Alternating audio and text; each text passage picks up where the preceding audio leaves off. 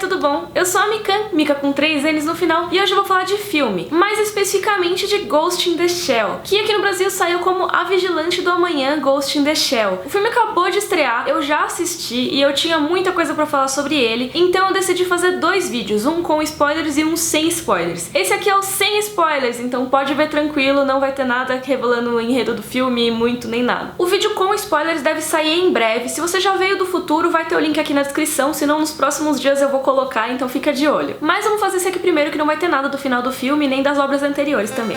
E vamos primeiro pra pergunta que não queria calar, que é: Mikan, você gostou do filme? E sim, eu gostei muito, por incrível que pareça. Eu saí do cinema muito feliz. E por que por incrível que pareça? Porque a minha expectativa não estava muito alta. As adaptações de Hollywood de animes ou de séries animadas normalmente deixam bem a desejar. Vídeo Dragon Ball Evolution, por exemplo. E pra quem não sabe, Ghost in the Shell é exatamente isso, uma adaptação hollywoodiana de um mangá, né, o Ghost in the Shell, do Masamune Shirow, que é um mangá de 89, e também rola inspiração no primeiro filme de Ghost in the Shell, que foi o de 95, dirigido pelo Mamoru Oshii. Essas duas são as maiores inspirações, mas eles também pegam coisa de outros elementos ali da franquia Ghost in the Shell, que é bem grande, além de ter outros filmes animados, também tem série de anime, tem um monte de coisa. E eu não sou a fã mais fiel da franquia, eu só vi o anime de 95, então também não vou ficar falando, pegaram tal coisa de tal lugar, tal coisa de outro lugar, porque eu realmente acho que essa adaptação pro ocidente é uma oportunidade de traduzir a franquia, não é necessariamente você fazer uma adaptação tintim por tintim, sabe? É legal você trazer coisas novas, e eu acho que esse filme live action conseguiu trazer essas coisas novas, eu vou explicar melhor ao longo do vídeo. Tá, mas sobre o que é Ghost in the Shell? Pensa assim, é fantasma na casca, que coisa estranha, né? Mas o fantasma, na verdade, seria a sua alma, a sua consciência, e a casca seria o seu corpo, que no caso do filme quer mais dizer um corpo robótico. Mas corpo robótico ou não, o que vai diferenciar uma pessoa, um humano, de uma simples máquina é exatamente a presença de um fantasma, ou seja, uma pessoa vai ter alma, vai ter consciência, vai ser um humano e vai poder pensar como um humano e agir como um humano. Enquanto a máquina, por mais que tenha inteligência artificial ou outros recursos, ela talvez não consiga isso. E isso é uma questão muito importante para entender a ambientação do filme, já que ele se passa numa época, no futuro próximo aí, que as pessoas estão começando a modificar seus próprios corpos e colocando partes robóticas neles. Isso é chamado no filme de aprimorar. Por exemplo, você tem um problema de fígado? Pô, põe então um fígado biônico, que aí você vai ser o último a sair do bar com seus amigos, entendeu? Ou então você perdeu seu braço, coloca um braço mó da hora novo que é mecânico e tem uma arma embutida. Ou você perdeu seus olhos, você pode escolher vários tipos de olhos pra colocar, inclusive um com visão raio-x. Esse tipo de coisa é a realidade em que Ghost in the Shell se passa. E a nossa protagonista é tipo o máximo desse sonho robótico, porque o corpo inteiro dela é robótico. A única coisa humana que ela ainda tem é o fantasma, ou seja, ela tem a consciência de humana dela lá dentro, mas todo o resto do corpo é formado de partes mecânicas. E aí tem essa questão, ela é humana ou ela é um androide? O que ela é na verdade? No anime ela é chamada de Major Motoko Kusanagi, mas no live action se chamam só de Major mesmo. E ela é interpretada pela Scarlett Johansson, que é uma coisa que causou um pouco de polêmica, mas eu vou entrar nisso depois. A Major, né, ou Major, interpretada pela Scarlett Johansson, é o primeiro caso de sucesso de um humano que foi completamente transferido para uma casca, né, para um corpo robótico. Isso faz com que ela tenha capacidades muito superiores à da maioria dos humanos, né, já que ela tem toda a resistência e a agilidade de uma máquina, mas também faz com que ela seja superior às máquinas, porque ela tem a intuição, ela tem a capacidade de decisão que os humanos têm e que as inteligências artificiais ainda não conseguiram acompanhar nesse universo do filme. Isso é um motivo de questionamento pra Major, porque afinal ela tá lá no meio termo, ela não é nem androide, nem humana, os androides são só robôs, então ela não tem muito uma companhia ali, e os humanos às vezes não olham pra ela como uma igual. Ela trabalha no Seção 9 de Segurança Pública, que é um órgão do governo que combate terrorismo e combate também coisas de crimes cibernéticos. Isso é uma discussão que já rolava no mangá e também rolava no anime de 95, que se tornou mais atual ainda com todo esse papo que a gente tem de wearables, né, de você carregar a tecnologia com você, e tem muito papo de implantar coisas tecnológicas no corpo também. E isso, por mais que seja uma maravilha da tecnologia, também é muito complicado, porque quando as pessoas ficam mais parecidas ainda com as máquinas, elas ficam mais propensas aos problemas que as máquinas passam, ou seja, elas ficam mais vulneráveis a ataques de hackers, além de uma infinidade de outros tipos de cybercrime possíveis. Imagina que chato se você tem uma entrada de dados no seu pescoço, como muitas pessoas do filme têm, e aí chega um ladrão, te imobiliza e usa um cabo pra roubar os seus dados diretamente do seu cérebro, tipo dados como senhas de banco ou então informações confidenciais de empresas e governos. Ou se algum hacker simplesmente vai e desliga o seu fígado biônico biônico e o seu corpo para de funcionar e você morre. Ou então se ele vai diretamente no seu cérebro e altera suas memórias e sua percepção das coisas. Isso já é uma realidade no universo do Ghost in the Shell. E a Major trabalha exatamente com isso, né? A seção 9 ali trabalha pra evitar esse tipo de crime. Mas isso é um pouco perigoso, levando em conta que a protagonista é toda robótica, então ela é muito vulnerável a esse tipo de ataque também. O problema inicial do filme é que alguém começa a hackear robôs e partes mecânicas de algumas pessoas pra prejudicar a empresa Hanka, que é a companhia que faz os robôs do filme. E a seção 9 tem que investigar e a protagonista vai descobrindo que o buraco é muito mais embaixo do que ela imagina. Mas vamos falar do assunto que não quer calar, que é a polêmica da escalação do elenco do Ghost in the Shell. Isso porque o filme desde o começo foi acusado de whitewashing, que é você colocar atores brancos no lugar de personagens que originalmente são de outras etnias, no caso principalmente japoneses. Ghost in the Shell é uma história japonesa que se passa no Japão e tem muitos personagens que têm nomes japoneses. Tudo bem que é um mundo no futuro que é mais globalizado e tem muita gente de outras etnias, muitos personagens de outras etnias, mas a maior parte dos personagens no original ainda é japonesa. Inclusive o nome da protagonista é japonês, né? Major Motoko Kusanagi. E a Scarlett Johansson não é bem muito japonesa, né? Tem gente no fandom que fala que pouco importa a etnia da Motoko, já que ela é um androide e ela poderia colocar a consciência dela, né, o fantasma dela, em qualquer casca de qualquer etnia. Ou seja, não importaria o que tem por fora, e sim a personagem mesmo, etc. Assim como tem gente que acha que pra resolver a questão seria melhor já ter escolhido uma atriz japonesa logo de cara pro papel. O filme dá uma explicação do porquê não é uma pessoa japonesa ali, porque que é Scarlett Johansson, mas eu vou detalhar mais isso no vídeo com spoilers. Eu realmente não sei opinar, eu nem devo opinar sobre isso, porque também não é meu lugar de fala,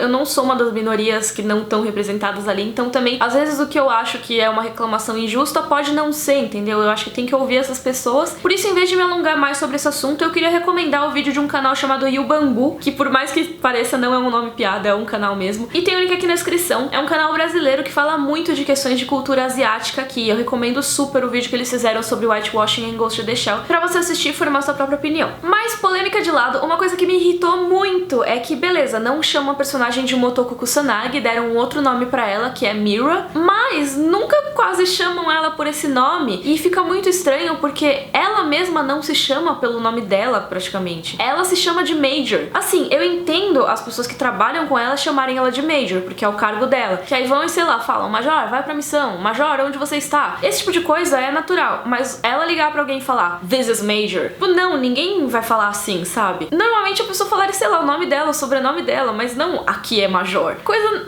não natural, eu achei horrível, sério. Eu acho que, beleza, não tenho nada contra mudarem o nome da personagem, mas que pelo menos usem o nome que vocês botaram na personagem, não aqui é Major, sabe? Usa o nome que vocês criaram, gente. Quanto à atuação da Scarlett Johansson, eu achei ok. Não é nada de outro mundo, assim, sensacional, mas também não é ruim. Não é uma coisa que me tirou da imersão do filme nem nada. E eu acho até que eles deixaram a personagem mais simpática do que é a personagem no anime de 95. Porque a Motoko tem toda essa coisa de androide e tal, mas é muito difícil se relacionar com ela. Eu pelo menos senti essa dificuldade. Tem os questionamentos e tal, aí você se identifica, mas com a personagem, ela é muito dura, sabe? Sei lá, é muito raro ter momentos de humanidade nela, como talvez devesse ter pra dar uma equilibrada entre humano e máquina ali. E eu acho que no filme live action rolou um pouco mais isso. Eu gostei mais da relação dela com os outros personagens, eu achei bem legal. Aliás, o live action tem uma apresentação bem simpática de principalmente dois personagens da seção 9 ali, que são o Battle e o Aramaki. O personagem mais próximo da protagonista é o Battle, que é interpretado pelo mesmo ator do Euron Greyjoy de Game of Thrones. Eu fiquei olhando pra ele, meu, de onde eu conheço esse cara? E depois que eu saquei que é o mesmo ator. Ele tá sempre lá do lado dela, e ele faz algumas partes pequenas de alívio cômico, mas que não destoam do filme. Ele faz umas piadinhas assim, que são legais. Eu gosto de ver a interação dos dois. Eu acho que ele é um componente muito humano na dupla, sabe? Ele ajuda a tirar a humanidade da Major, assim, dela mostrar mais a humanidade dela. Isso é muito legal. E também tem o Aramaki, que é o chefe ali da seção 9, que é um cara muito sensacional. Ele é interpretado pelo Takeshi Kitano, que é um ator e diretor japonês bem legal. Ele já fez alguns filmes de gangsters que são bem famosos. E o que eu acho mais curioso no personagem do Aramaki é que ele fala em japonês o tempo inteiro. O que chega a ser meio bizarro, porque as pessoas falam em inglês com ele responde em japonês, e não tem nenhum indicativo de que as pessoas realmente estão se entendendo, mas elas se entendem. E por mais que isso não faça muito sentido, eu achei que deu um toque legal no filme, sabe? Eu acho que deu aquela coisa de como ele é o cara sério, o cara que é nacionalista, não sei o que. Ele fala em japonês, não importa a língua que estão falando com ele. Eu achei bem interessante esse personagem, e ele teve uma participação no filme maior do que eu esperava até, então muito legal. Outra coisa que eu queria dizer sobre esse filme é que o visual do live action é muito legal, e é até superior ao da animação de 95. Tudo bem que é um pouco injusta a comparação, porque, pô, é uma coisa feita há mais de 20 anos, né? Mas não dá pra negar negar que a animação ficou datada em alguns aspectos. O aspecto principal que ficou datado é o uso de computação gráfica, as cenas de efeitos especiais não envelheceram muito bem, mas eu acho que esse live action conseguiu pegar todos os acertos no visual da animação e melhorar até agora pra esse lançamento. Eles abusam bastante dos efeitos especiais, mas eu não sou uma pessoa que é muito exigente assim com efeitos especiais. Eu acho que se é uma coisa que não fica muito na cara que é falsa, eu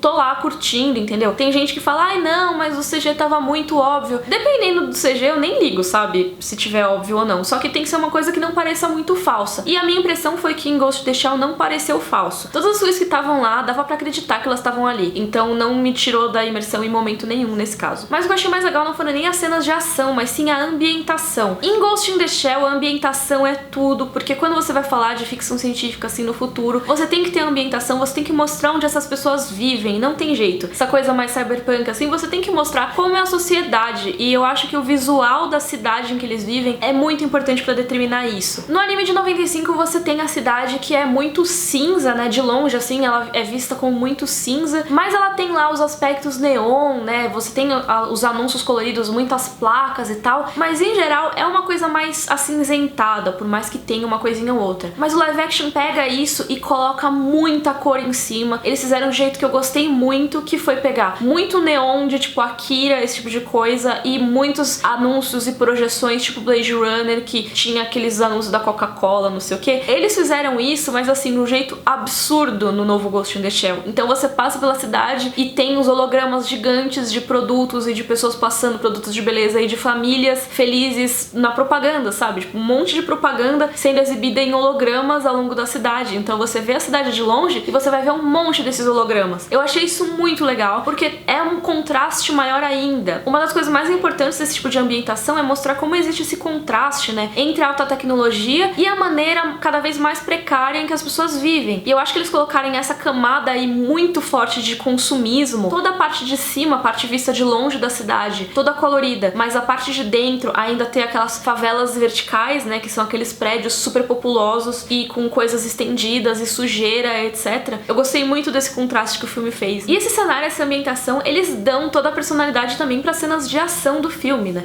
E tem muitas cenas de ação, já que a Major tem vários poderes ali que valem a pena ser usados, né? Os poderes dela são bem interessantes e as cenas de ação são bem legais. Tem várias que são puxadas diretamente do anime de 95. Pelo que eu li, o diretor, né, o Rupert Sanders, ele é fã do mangá, então eu acho que ele quis fazer uma homenagem, sabe? Ele quis pegar as coisas que eram mais icônicas no mangá e no anime de 95 e em outras partes da franquia também, e quis tornar esse filme uma homenagem trazendo coisas novas também, lógico. É muito legal ver que tem muitas referências e muitas coisas que realmente pegam assim da essência dos originais. Essas referências estão espalhadas por todo canto, tanto em cenas que são iguais ou então em alguns aspectos de personagens que são muito parecidos, e tem até uma referência solta a Cowboy Bebop, que não tem nada a ver com Ghost in the Shell, mas tem a ver no sentido de os dois entraram mais ou menos na mesma época, ali nos anos 90, nos Estados Unidos, e fizeram parte da abertura do mercado ocidental pros animes naquela época. Então muita gente que tem a referência de Ghost in the Shell tem também a referência de Cowboy Bebop. Então eu imagino que o público lá, quando viu a cena que tem a referência de Cowboy Bebop, ficou, meu Deus, como eles fizeram essa referência, é muito legal, etc. Eu acho que é uma homenagem mesmo, sabe? Isso foi bem legal pra mim. Mas em adaptação não basta você simplesmente fazer homenagens, você tem que fazer alguma coisa nova, né? Você tem que transformar aquilo em outra obra. E eu acho que o que o live action mais trouxe foi o ritmo. O filme é bem corrido, ele acontece muita coisa o tempo todo. É um pouco diferente do de 95, por exemplo, que é aquela coisa mais de anime mesmo. Tem gente mais pensativa, tem cenas mais estáticas, esse tipo de coisa. Nesse não, é correria, é o tempo todo. Mas eu acho que isso perde um pouco, porque uma das coisas que eu senti falta na adaptação foi exatamente o questionamento, e mais questionamento, na verdade, do que é ser humano, do que é ser máquina, que é uma nuvem negra que fica em cima da Motoko no anime. Ela precisa saber o que ela é, ela precisa decidir o que ela vai ser no futuro, o que vai acontecer com ela, se ela vai abraçar a humanidade, se ela vai abraçar a máquina, o que ela vai fazer da vida, sabe? E eu acho que esse questionamento rolou bem por cima nesse filme agora. Eles optaram por um questionamento mais fácil de fazer, assim, mais comum, o que não é ruim, sabe? Eu não acho que isso torna o filme ruim, mas eu acho que poderia ter sido feito, sabe? Já que eles fizeram tantas coisas legais, eu queria que eles fizessem mais coisas legais, sabe? Talvez, se tiver uma continuação, eles tragam esse questionamento pra próximos filmes, não sei. Eu super recomendo o novo Ghost in the Shell. Eu acho que foi um filme que dosou bem as referências e a quantidade de coisas novas. É lógico que ele nunca vai ser igual ao material original e nem é o objetivo, mas eu acho que é legal você ver com seus próprios olhos e tirar suas conclusões, sabe? Quem já assistiu o anime de 95 pode ver o filme novo numa boa, porque tem coisas novas, então você não vai sacar o final da história logo de cara, eu imagino. E quem ainda não assistiu o anime também pode ver tranquilo, porque você não precisa dele pra entender o que tá acontecendo ali. Agora, se você pretende ver os dois, né, o live action e a animação, eu recomendo você ver a animação antes pra você sacar as referências depois no live action. E você, já viu o live action? O que você achou da protagonista? Acha que tinha que ser uma atriz japonesa? Diz aí nos comentários. Lembrando que o vídeo com spoilers sai em breve, então fica de olho, tá bom? Se você gostou, por favor, curte o vídeo, assina o canal. Um beijo, até a próxima!